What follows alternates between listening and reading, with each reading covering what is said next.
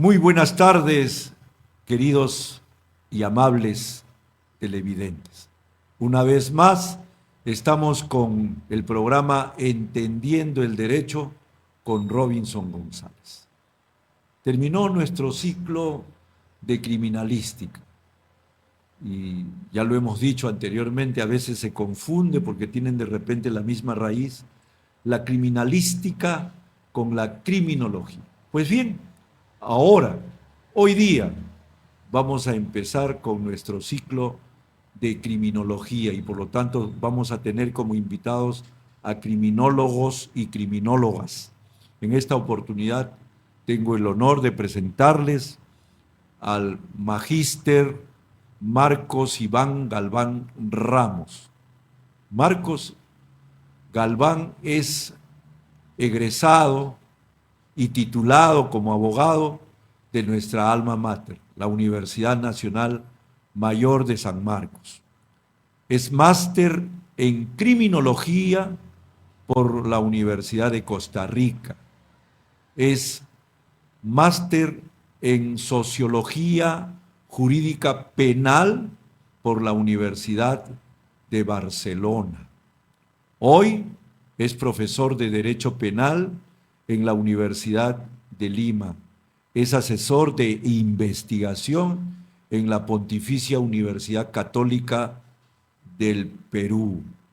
Y también es profesor en el Máster de Derecho Penitenciario en cuestiones carcelarias de la Universidad Barcelona. Con ustedes, Marcos Galván. Muchas gracias, profesor. Un honor estar en su programa. A la orden. Bien, Marcos, vamos a empezar, como siempre, de menos a más. Hace bastantes años, más o menos cuando empezábamos nosotros a estudiar criminología con el profesor Mimbela de los Santos, luego con el profesor Alejandro Solís Espinosa, nos hablaban de una criminología causal explicativa. Hoy sabemos que la criminología ha pasado por una serie de caminos evolutivos, han pasado incluso por la criminología crítica.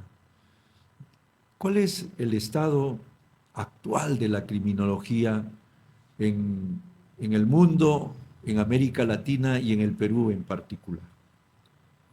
Creo que la criminología como disciplina explicativa del crimen se ha democratizado mucho más, al menos en el margen peruano. En Latinoamérica creo que algunas otras disciplinas propias de las ciencias sociales, quizás sociología, la antropología, ya figuraban como espacios en los cuales la pregunta por el crimen, sus circunstancias, su ecosistema, formaban parte de la agenda. Pero creo que en el Perú, quizá en los últimos 15 años, recién digamos, el protagonismo del crimen o la delincuencia como un punto de agenda en el estudio de las ciencias sociales comienza a aparecer. Me atrevería a decir que el derecho, que es en realidad el espacio en el que la criminología tuvo un boom entre fines del siglo XIX y la mitad del siglo XX, fue perdiendo fuerza. Me atrevería a decir que el caudal de la producción académica en materia criminológica, que estaba muy bien representada, como señala usted, por el maestro Mimbela, por el profesor Solís Espinosa, contemporáneo también con el profesor Guillermo Olivera, y algunos cultores más, mi querido maestro también Felipe Villavicencio, pero lo cierto es que el estudio del crimen y la delincuencia desde la academia jurídica perdió mucho terreno. Creo que de mediados del 90, en el que el contexto de violencia en el Perú comienza a cambiar, en el que la violencia política que había tomado el protagonismo de la gran convulsión de la realidad peruana comienza a fenecer, ¿no? a perder protagonismo, es donde la perspectiva social comienza a admitir otra serie de problemáticas con también rostro de violencia, ¿no? Ya el pandillaje, ya las bandas organizadas, los disturbios públicos, las barras bravas. Es decir, ya la atención pública comienza a girar, la conducción pública de los aparatos mediáticos de la misma forma, y creo que con ello también la atención de las academias va girando. Creo que no es casualidad, por ejemplo, la instauración de este discurso de seguridad ciudadana con la Constitución del 93 y a la vez la creación de un CONASEC hacia comienzos del 2000, hablando de 2002, 2003. Creo que se deja ver cómo la cuestión de la delincuencia, del crimen, toma mayor protagonismo, y con ello también las agendas de las denominadas ciencias sociales, ¿no? Creo que en la actualidad, a nivel mundial, hay todavía un poderío de diversas disciplinas que van desde la neurología, es decir, la propia medicina, la sociología, la criminología autónomamente señalada, quizá alguna perspectiva conceptual desde el derecho, ¿no? La psicología, por supuesto. Hay una democratización, pienso yo, pero en el ámbito peruano sí lograría advertir que está apareciendo o ha aparecido en el último par de décadas el delito como un punto de agenda, y las ciencias sociales han ido recién tomándole la mano y colocándola como un punto de referencia. Creo que incluso se deja ver en la contratación de profesionales de estas materias en el propio Estado y en la creación de algunas áreas como los observatorios del delito. Justamente hablando del Estado, nuestro maestro José Hurtado Pozo, no solo en sus clases, más o menos en 1973, sino en su primera edición de su libro Derecho Penal, Parte General, hablaba de la política criminal, que está íntimamente relacionada con la criminología. Y él decía que teníamos una política criminal no científica, sino la llamada política criminal del golpe por golpe. Más delito, más pena. Fíjate cuántos años han pasado desde entonces, prácticamente 50 años y más, y todavía estamos con esa política criminal en nuestro país. A mayor delito, mayor pena. Sin embargo, teóricamente nos enseñaban y nos decían que no puede existir una política criminal, que es todo lo que hace el Estado para prevenir el delito o para luchar por disminuir la criminalidad.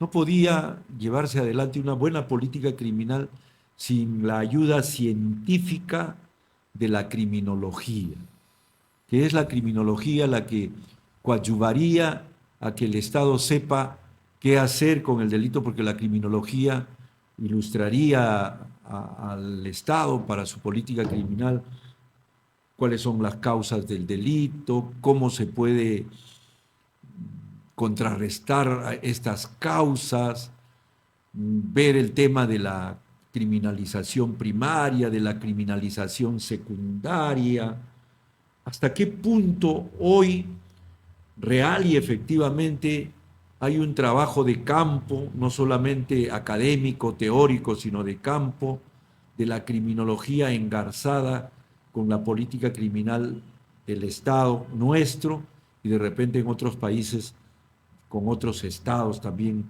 haya ese engarzamiento de la criminología con la política criminal. Bueno, creo que como estructura estatal, mencionaba hace un momento que la creación de observatorios comprenden una expresión de acudir o de darle cierta importancia ya al diagnóstico del fenómeno delictivo, ¿no? En ese marco, más allá de hablar de criminología o sociología del crimen, creo que hay espacios en los cuales desde el Estado se está intentando evaluar el comportamiento del delito.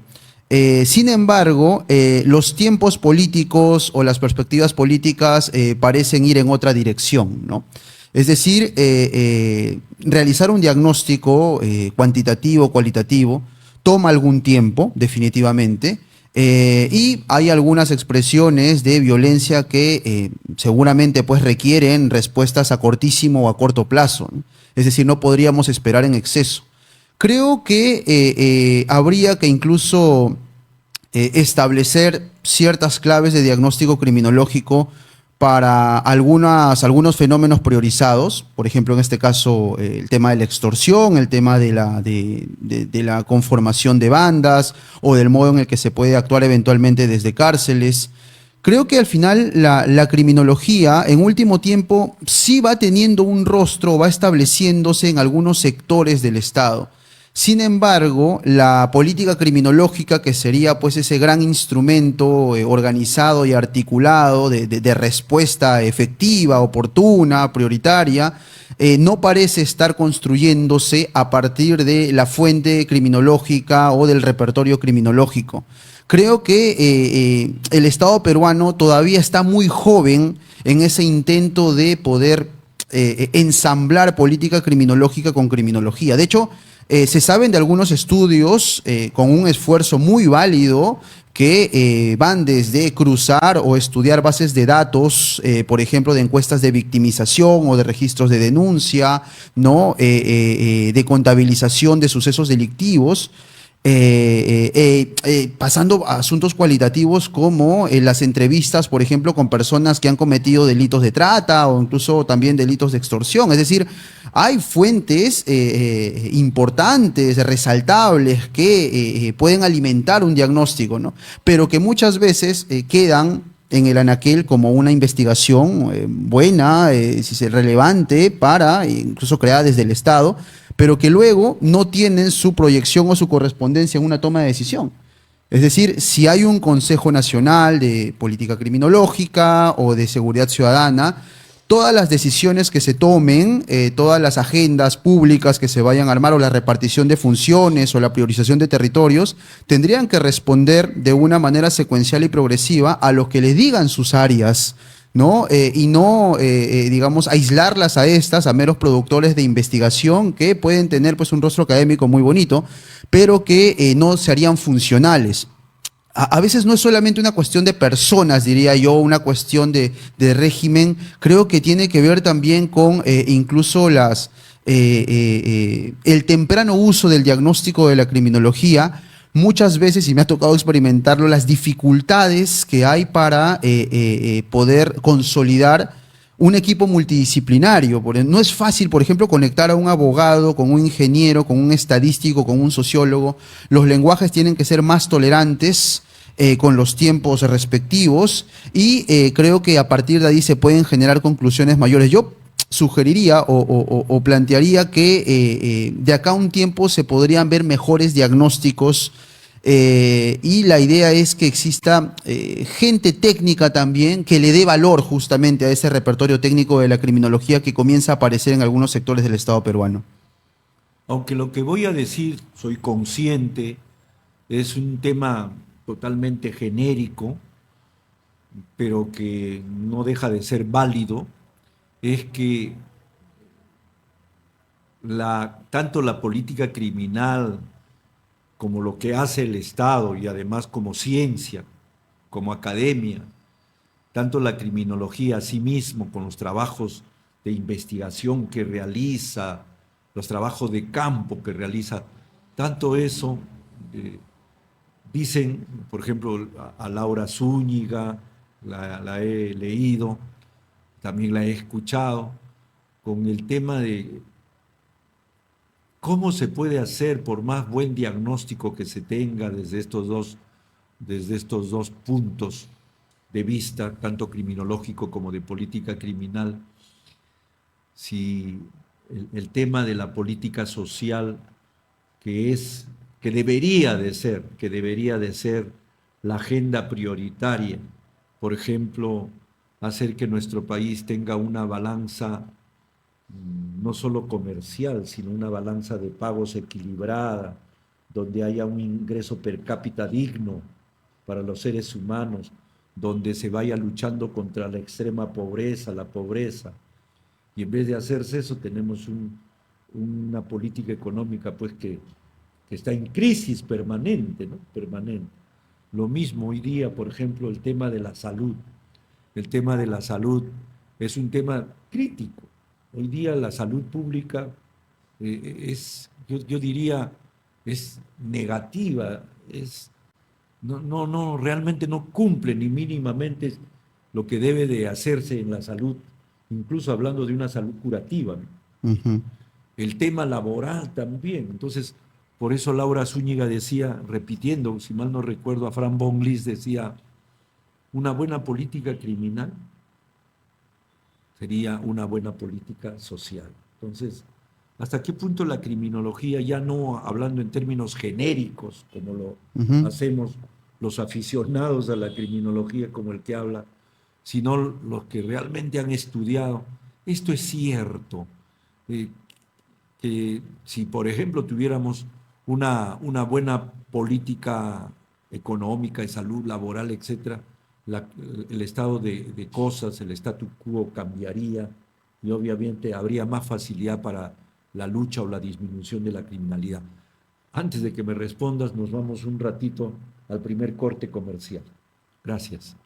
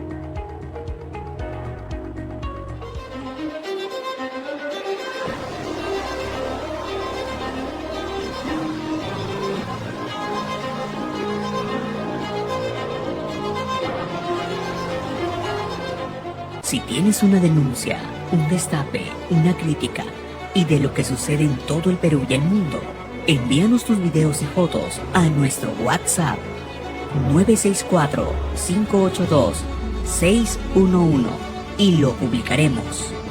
Somos un medio que comparte información. Somos Global Studio TV.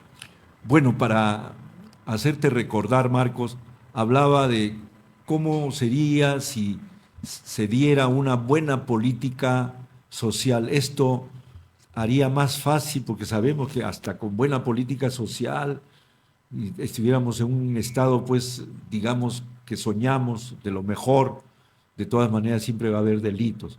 Pero hasta qué punto esto de una buena política social coadyuvaría a una buena política criminal y criminológica.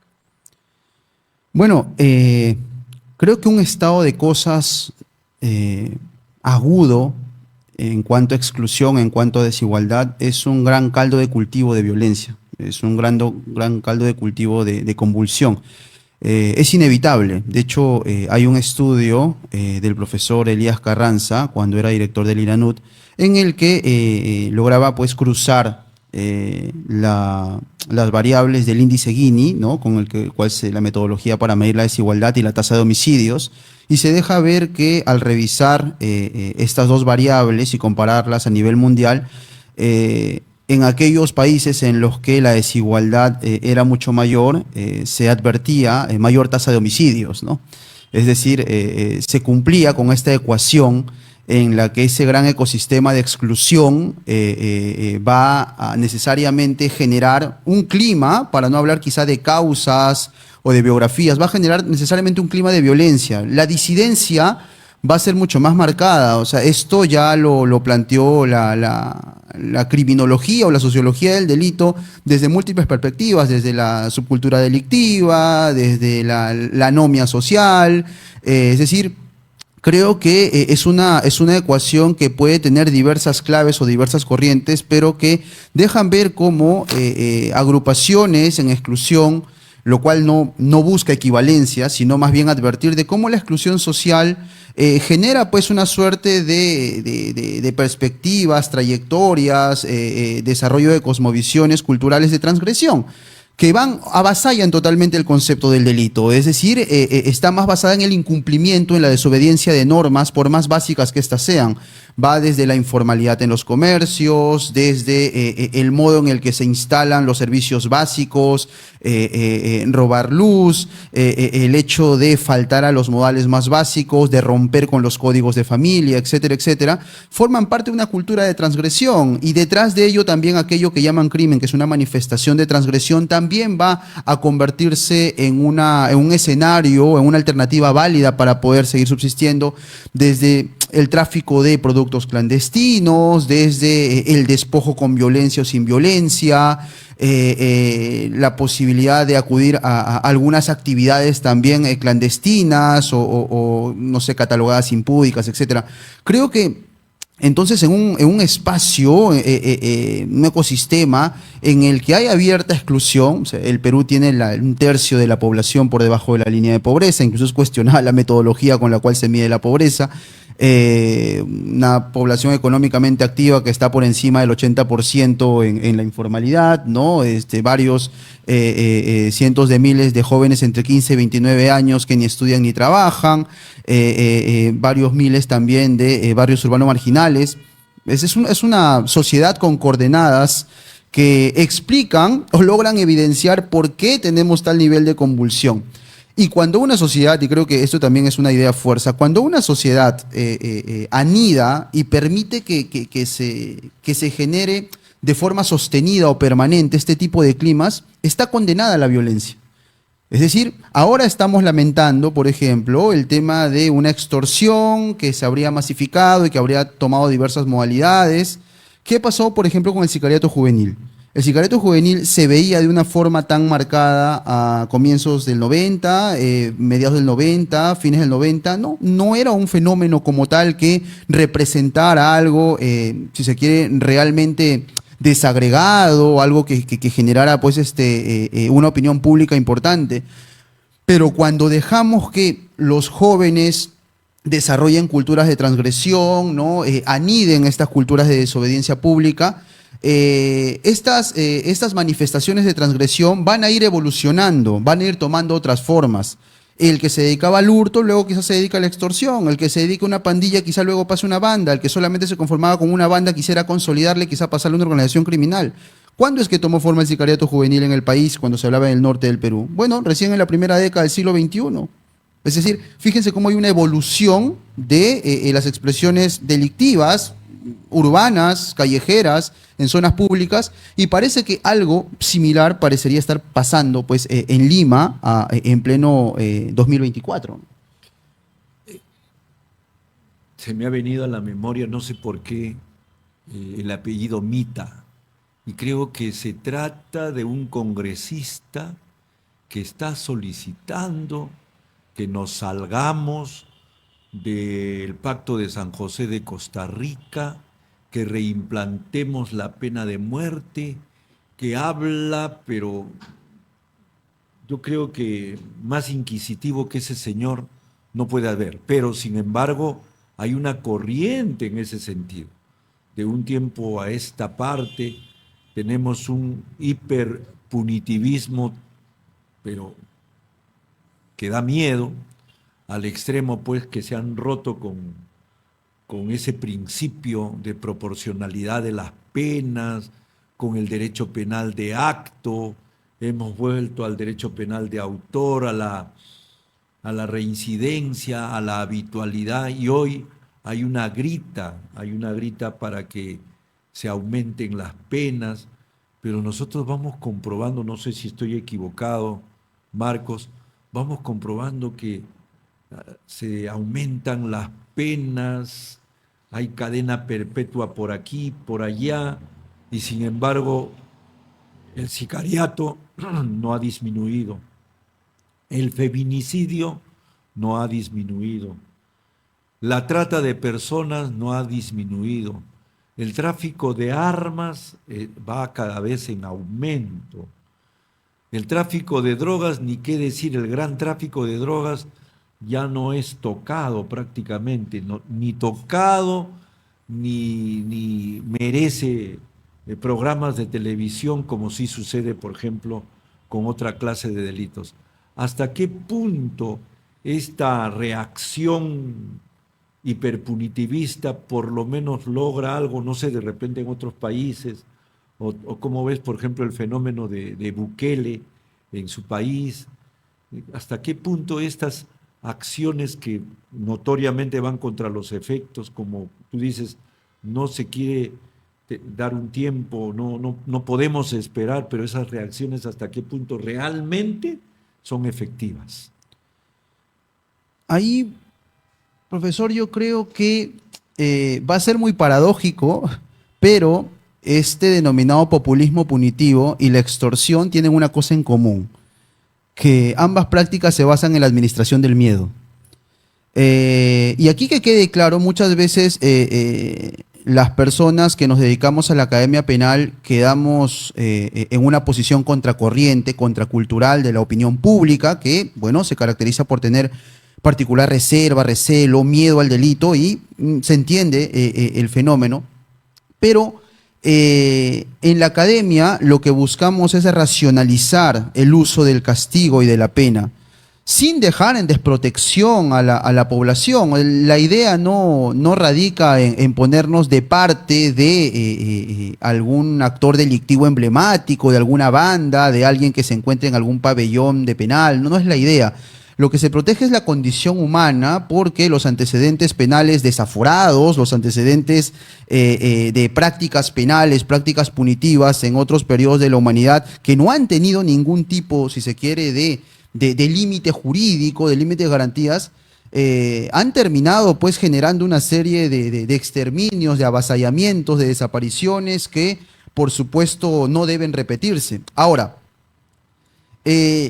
si es que se advirtiera un vacío, se advirtiera algún tipo pues de laguna, de punitividad ya en el cuerpo legal denominado Código Penal, podría admitirse a discusión quizá el hecho de ver que el Estado se ve imposibilitado de investigar o perseguir una conducta o eventualmente someterle a un proceso para llegar a una sanción penal.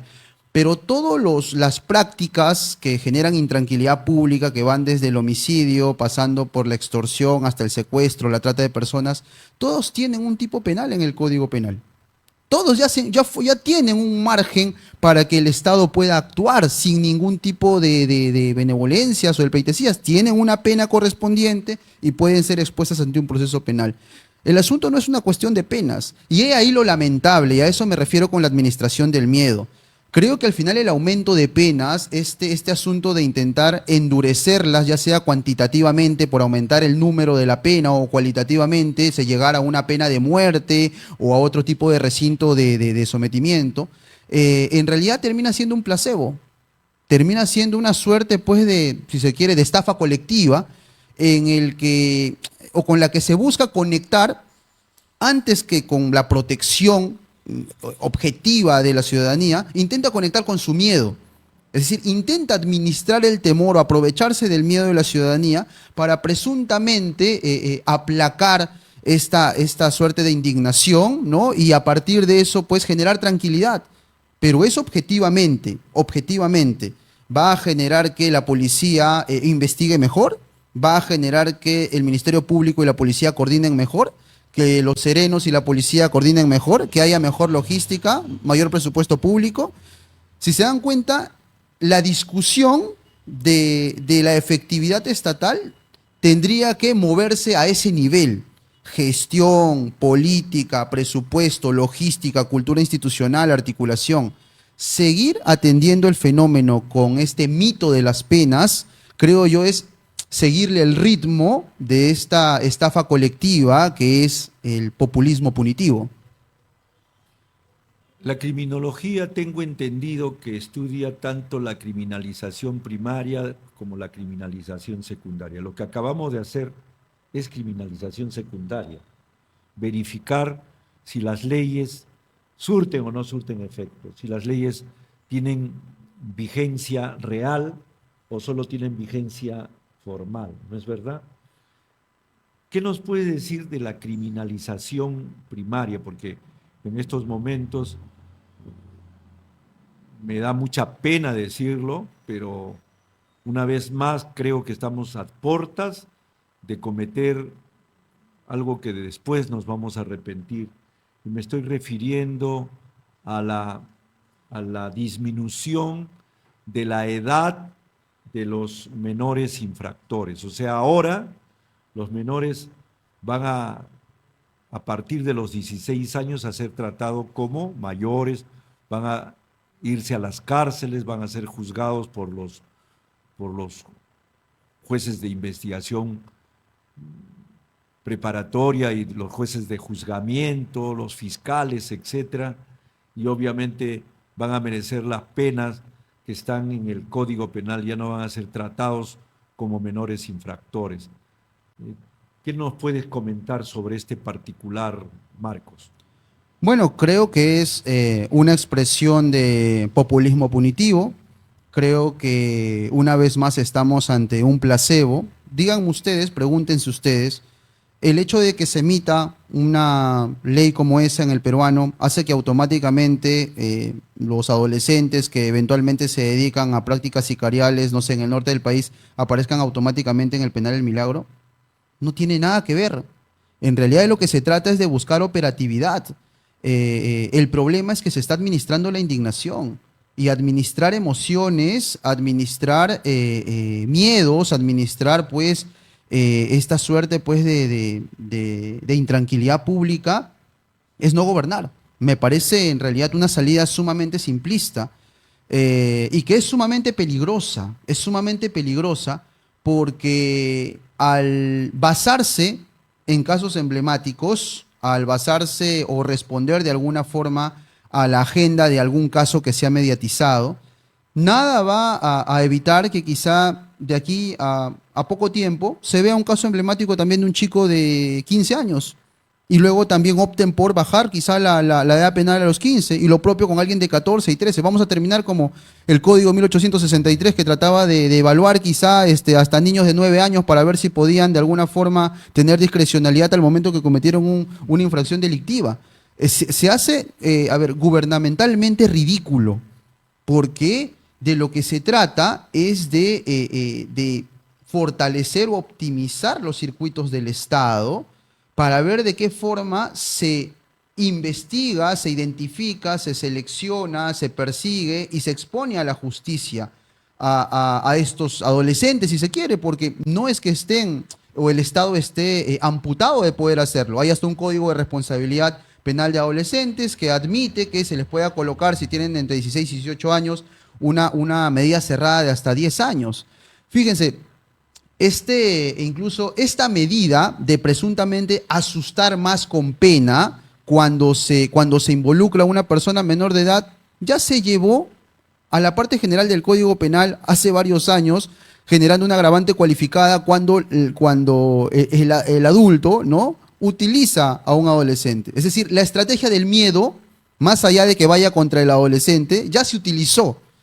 Y si no les funcionó, ¿para qué continuar a hacerlo? O sea, criminalizaron al captador, al manipulador del adolescente, porque eso también es otro asunto criminológico que también es importante señalar, y esta vez están criminalizando al manipulado o al captado. Están continuando con la misma idea, con la misma fórmula fallida del presunto miedo para supuestamente neutralizar delito, lo cual definitivamente no ha funcionado. Clásicamente, cuando se hablaba de la criminología, se mencionaba a la sociología criminal, a la biología criminal, a la psicología criminal. Pero después cobró bastante importancia, y eso es lo que quisiera que nos expliques, nos des luces sobre este tema, la antropología criminal. ¿Hasta qué punto la antropología criminal cumple un rol científico importante dentro de la criminología? Creo que es un paradigma que académicamente se ha superado. Académicamente, ahí pongo particular acento. Esa antropología criminal, que era casi como una anatomía criminal, o sea, creo que era un fenotipo criminal que se estudiaba hacia la segunda mitad del siglo XIX, fue quedando detrás, creo que toda la sociología del delito de Estados Unidos, la primera generación de la escuela de Chicago, la escuela francesa con Durkheim, a fines del siglo XIX también, creo que lograron ir avasallando esa mirada de los cuerpos que expresan delito, de las personas que heredan una condición delictiva, de personas que nacen siendo actores delictivos, actrices delictivas, ¿no? O sea, Lombroso con el hombre delincuente o la mujer delincuente, ¿cierto? E incluso que van tomando ciertos matices políticos, ¿no? Por ahí Garofalo escribe algo sobre el socialismo y el delito, etcétera, etcétera.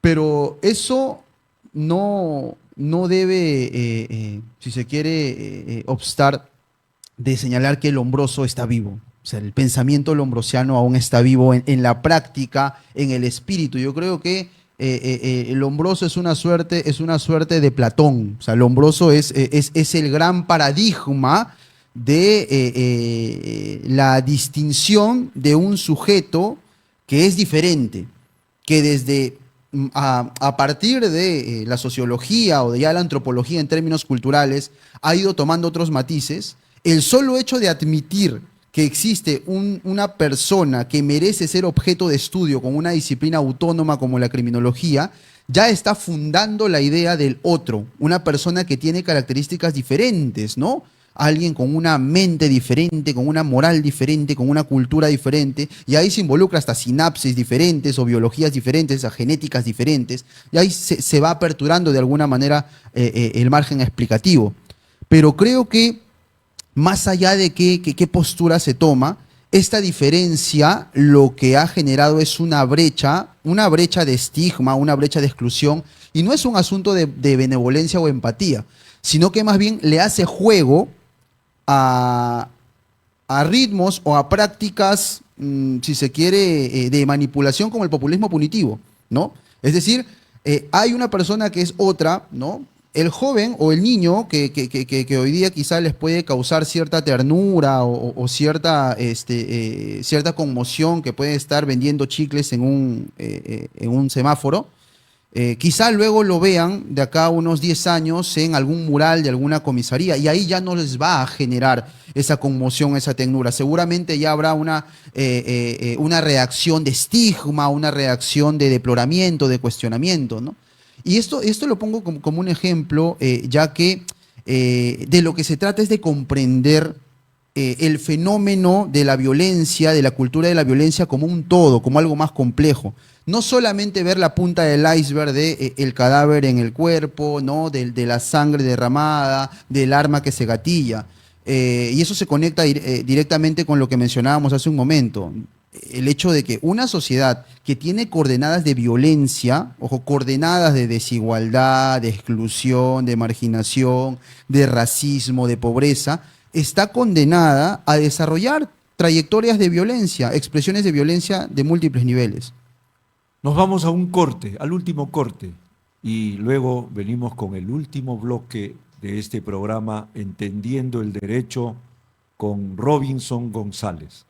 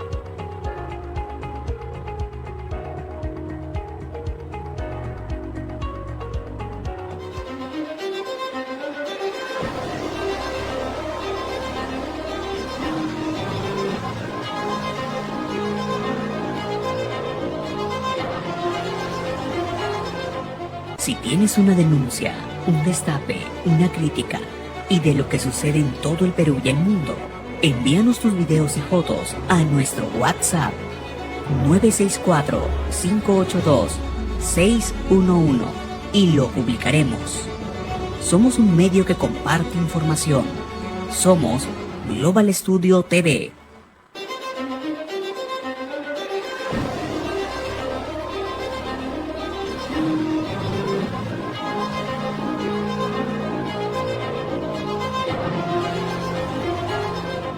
Si tienes una denuncia, un destape, una crítica y de lo que sucede en todo el Perú y el mundo, envíanos tus videos y fotos a nuestro WhatsApp 964-582-611 y lo publicaremos. Somos un medio que comparte información. Somos Global Studio TV. Bueno, entendiendo el derecho, y queremos entender hoy día la criminología. Marco, y entonces, ¿cuál sería la diferencia entre la biología criminal y la antropología criminal?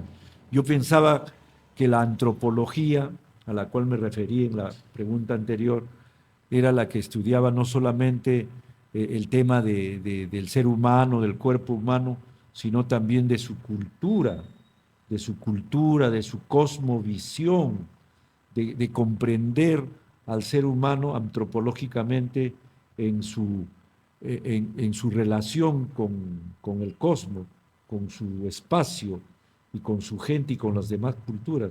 En cambio, yo entendía que Lombroso era el que utilizando la biología criminal se refería al criminal nato, al criminal por herencia, por genética, ¿no? ¿Cuál sería esa diferencia o es lo mismo la biología que la antropología? Bueno, tiene que ver con denominaciones, ¿no? En realidad, la clasificación epistemológica no era la misma a fines del siglo XIX que con el recorrer las décadas del siglo XX, ¿no? Propiamente, Lombroso involucraba factores que tranquilamente hubieran permitido hablar de una suerte de biología criminal que desarrollaba. Pero para aquel momento la antropología criminal era la denominación con la cual se desarrollaba el estudio del hombre, ¿no? Por más que esto parezca carente de enfoque de género, pero era el estudio del hombre y su vínculo con la disposición criminal, ¿no? Yeah. Y tomando en cuenta que es una época positivista, ¿no? Y ahora la antropología... Yo diría que no hay, a diferencia de la sociología. O sea, no quiero decir que la antropología no estudie el delito. Hay antropólogos y antropólogas muy buenos, muy buenas que estudian el delito y por supuesto van a tener una inclinación profesional propia pues de su desarrollo técnico, ¿no? La cultura, la cosmovisión, el modo en el que interactúan y cómo se rigen a ciertas pautas culturales. Hay toda una discusión entre la sociología y la antropología como tal, pero hay menos texto. Hay menos clasificaciones que nos hablen de una antropología del delito, extrañamente. Es de raro que encontremos a alguien que sea un antropólogo del criminal. Estudio del delito, claro, un antropólogo criminal. Yo diría que no. Digamos, textos, por ejemplo, los de Pedro David, etcétera, de los que hablan de sociología criminal. Me parece que ha sido un término en todo caso mucho más aceptado o que tiene por lo menos cierta evidencia dentro de la academia. No sería descartable una antropología en todo caso que se dedica al delito, pero ha tenido menor uso, ¿no? Y el tema de la biología criminal yo diría que sí está descartada, ¿no? Desde Franz Exner o Benigno Di Tullio, en la década del 50 del siglo XX, hay menos estudio. Ni hablar de eso, porque, a ver, nosotros en el ámbito penal, y tú lo conoces porque también enseñas derecho penal, en el ámbito penal tenemos a la culpabilidad como uno de los elementos del delito. Y esta culpabilidad tiene varias teorías, ¿no? Uh-huh. Psicologista, material, uh-huh, objetiva, subjetiva, de política criminal, ¿no? ¿Y qué pasa? Que cuando nosotros adoptamos, por ejemplo, la concepción material de la culpabilidad, se habla de determinar quién es la persona que ha cometido el delito para poder establecer un juicio de culpabilidad a esa persona. Y entonces se habla de una mujer y de un hombre promedio, ¿no? Uh-huh. Y sin embargo yo he planteado en mi tesis para el doctorado, he planteado una concepción de culpabilidad para el Perú. ¿Y qué digo? Que en nuestro país no podemos hablar de hombre y de mujer promedio. En nuestro país cuando hay culturas disímiles, hay lenguajes disímiles, hay etnias disímiles. Incluso aquí en el Perú, donde hay un mosaico de culturas, mosaico de cosmovisiones, no podemos hablar de un hombre o una mujer promedio. Entonces, ¿yo qué planteo? Tenemos que conocer al hombre concreto o mujer concreta a la que le vamos a hacer ese juicio de reproche. Y por lo tanto tenemos que verificar desde el punto de vista psicológico quién es, biológico, antropológico, para saber de qué cultura proviene, cuál es su mochila cosmovisional y cultural, etcétera. Y así como en el proceso de menores, esto sí se da constantemente, el estudio multidisciplinario del menor, una pericia multidisciplinaria del menor, social, educacional, etcétera. Así se debería de hacer en el ámbito de los adultos, saber quién es realmente ese adulto, ¿no? Hacerle un análisis no solo criminológico, sino también, digo, sociológico, antropológico, etcétera. ¿Y por qué me puse a analizar e investigar este tema? Porque tú te acordarás, no sé, de repente eres tan joven que no te acuerdas del caso Ushurajay. En el caso Ushurajay, que se le imputaba y se le imputó y se les acusó a varios comuneros de la comunidad de Ushurajay haber dado muerte a unos periodistas, y entonces se sometieron a juicio a estos comuneros, y ahí es donde creo que por primera vez se hizo un estudio antropológico de la comunidad de Ushurajay, de la gente de Ushurajay, por parte de este antropólogo peruano Montoya, Rodrigo muy conocido, claro. Montoya hizo Emblemático. un trabajo antropológico, y eso le sirvió a los juzgadores para darse cuenta que la actitud que tomó, porque incluso se encontraron fotos y creo que se encontraron hasta videos, no me acuerdo los videos, pero sí hubo fotos que habían rollos de fotografía en esa época que estaban ahí en los cuerpos enterrados, y se pudo revelar. Entonces se llegó más o menos a una conclusión por parte de los juzgadores que no se trataba de la idiosincrasia, de la cosmovisión, de la forma como reaccionaban los comuneros de Ushurajay, y entraron en una duda, en una sospecha, que quienes habían intervenido ahí no eran gente de Ushurajay propiamente, porque incluso a uno se le vio en las fotografías que estaban con un reloj. Es como si fuera mujer a una de Ushurajay se le hubiera visto con las uñas pintadas, más o menos así. Y entonces yo allí vi, estudié y me fascinó la antropología, pero desde un punto de vista no de la época lombrosiana, sino de un punto de vista ya del siglo XXI, el siglo XX, última parte, donde sí se puede determinar si a esta persona se le puede aplicar, por ejemplo, el error de comprensión culturalmente condicionado, etcétera. ¿Qué nos puedes decir al respecto? Bueno, creo que en efecto el derecho tal cual ocurre para la justicia penal juvenil debería mostrar mayor modestia. Creo que en realidad los criterios jurídicos que muchas veces se toman como productos impenetrables, tendrían que aperturarse un poco más y darse cuenta pues que se tratan de casos de realidad social en el que se involucran variables culturales, variables morales, una serie de circuitos de valores, y por supuesto que se vería muy bien alimentado, muy bien complementado de profesionales que en efecto den mayores luces, no solamente testimoniales, no solamente son datos como tales del caso, sino son más bien criterios técnicos que van a alimentar mucho más la realidad o todas las dimensiones de la realidad de ese caso, ¿no?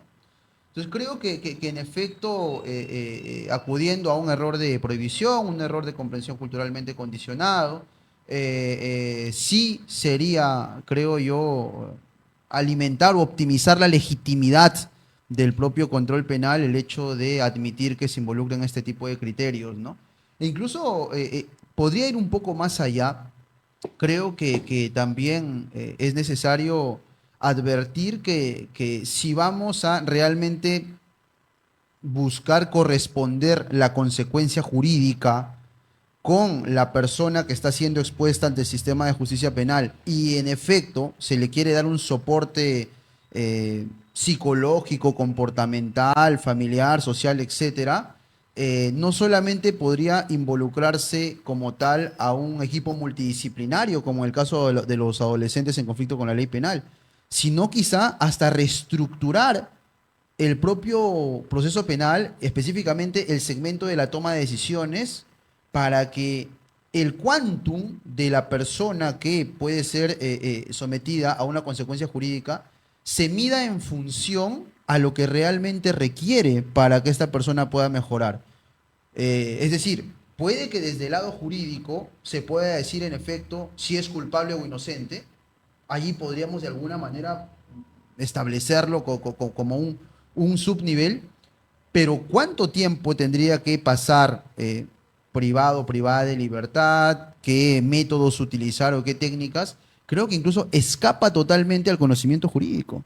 Tendría que responder incluso otro tipo de disciplinas y eso podría ser una segunda fase incluso, totalmente diferente a lo que pasa actualmente, en el que está junta la idea de sentenciar y determinar la consecuencia jurídica. Podría quizá fragmentarse y en un momento definir cómo se resuelve el caso y en otro momento definir cuál podría ser el quantum, pero ya no solamente con la mirada jurídica, sino con la mirada interdisciplinaria de otros especialistas. Claro, porque esa es la idea y nos vamos a meter en una ciencia que también domina Marcos. Esa es la idea cuando se dice que al sistema penitenciario ingresa el hombre, mas no el delito.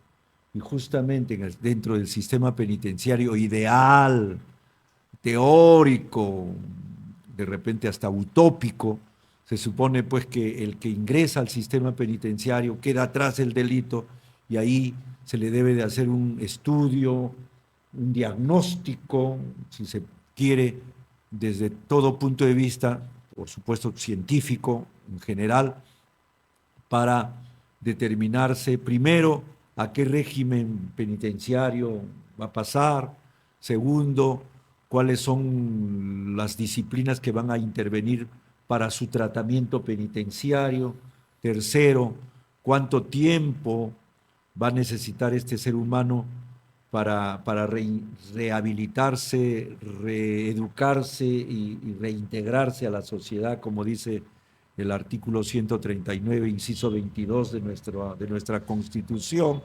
etcétera. O sea, ahí ya dentro de la cárcel, pero lo que tú dices es algo bueno y mejor, o sea, que se vaya al sistema penitenciario, pero ya con su diagnóstico, ¿no? Que se vaya al sistema penitenciario ya sabiéndose qué se debe de hacer con este hombre, cuánto tiempo debería de pasar, y no basarnos solo en lo que ahora está sucediendo, que se hace una operación aritmética, como yo decía, las penas ahora se analizan con una calculadora, ¿no? Sí, Con una así es. calculadora. Entonces, sí, efectivamente puede buscarse no solo para determinar si es culpable o no es culpable, en qué grado es culpable y cuáles son las posibilidades de que este ser humano pueda reintegrarse a la sociedad. Creo que en ese sentido hay otra ciencia que mencionaste al inicio, yo diría más que ciencia es en plural, las neurociencias. ¿Hasta qué punto las neurociencias ahora están interviniendo, no solamente en el ámbito jurídico penal, sino también en el criminológico, que es el que nos interesa?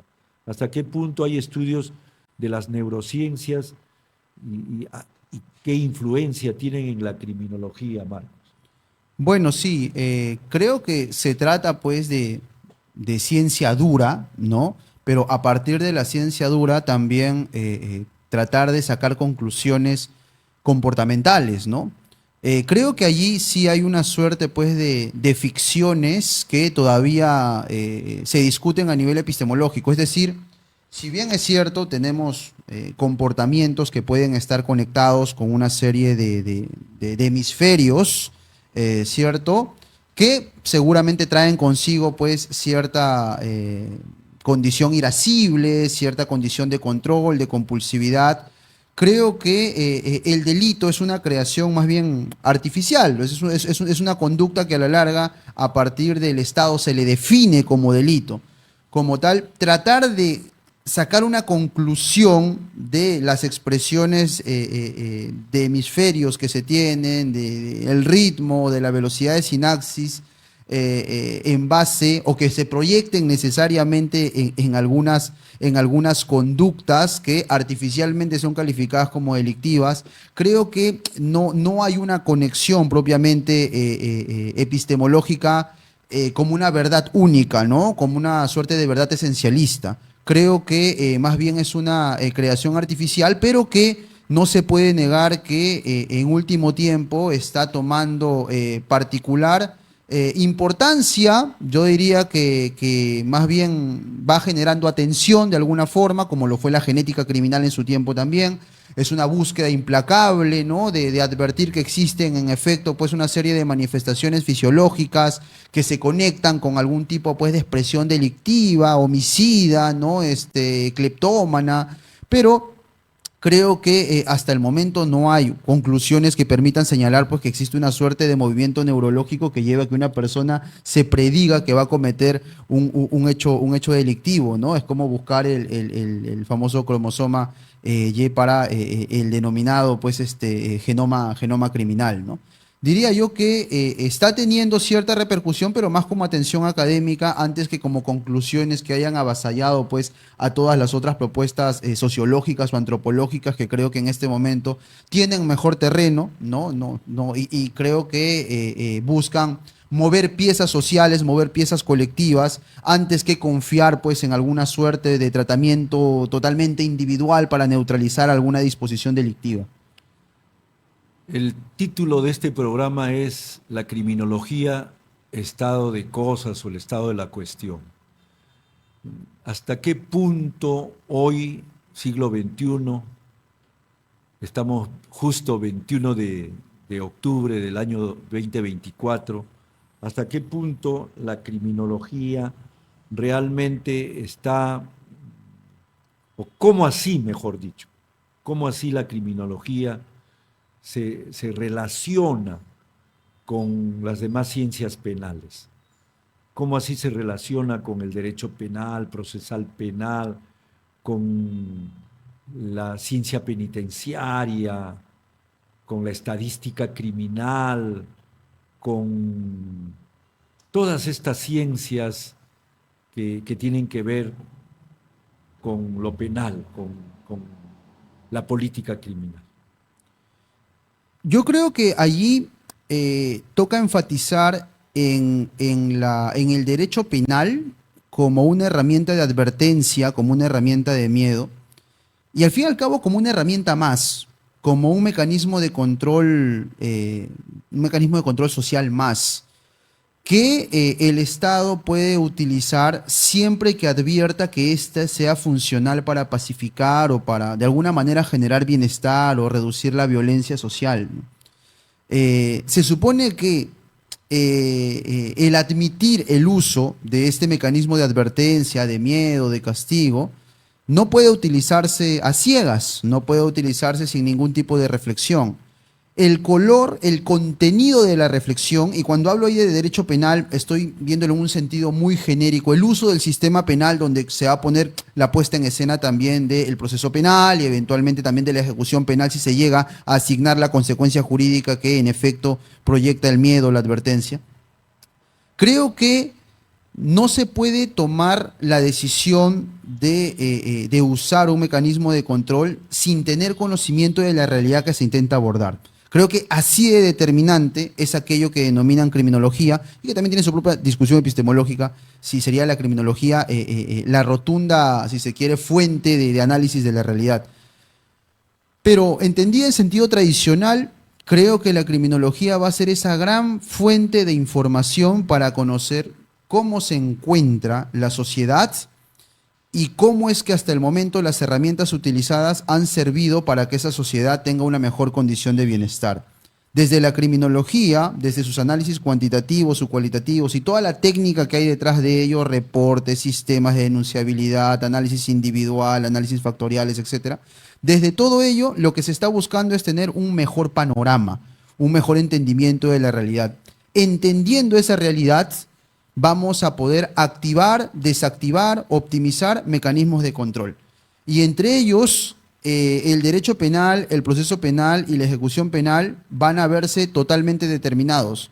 Es decir, puede que el derecho penal no sea el mecanismo que se deje ver que desde la realidad realmente pueda aplacar o hacer algo por la violencia que se advierte. Puede que un sistema de justicia restaurativa se conecte mejor con las expectativas sociales de la realidad que tenemos y no se necesitaría judicializar un caso. Puede que la cárcel se identifique como un mecanismo que violentiza mucho más a esa sociedad o genera mucho mayor convulsión y por lo mismo habría que buscar otro modelo que puede ser también de privación de la libertad pero en otro sentido. Y por lo mismo buscar alternativas diferentes, ¿no? O sea, en ese sentido, claramente, la criminología podría alimentar muchísimo la toma de decisiones, involucrando incluso a las denominadas ciencias penales. Como siempre, el tiempo nos ganó. Nos quedamos con varias preguntas y por esa razón queremos comprometer a Marcos Iván Galván Ramos para que nos vuelva a visitar en este programa. Dejamos los micrófonos para que se despida de nosotros. Muchas gracias por la invitación, profesor. Un gusto, ha sido una conversación muy amena y espero pues que además de notarse que podemos conversar técnicamente, esperemos que también haya un efecto de reflexión social y de toma de conciencia sobre el estado de la cuestión y la importancia de la criminología en la opinión pública. Bien, muchísimas gracias, amables televidentes, y nos vemos. Siguiendo con la criminología ahora, nos vemos el próximo lunes. Buenas tardes.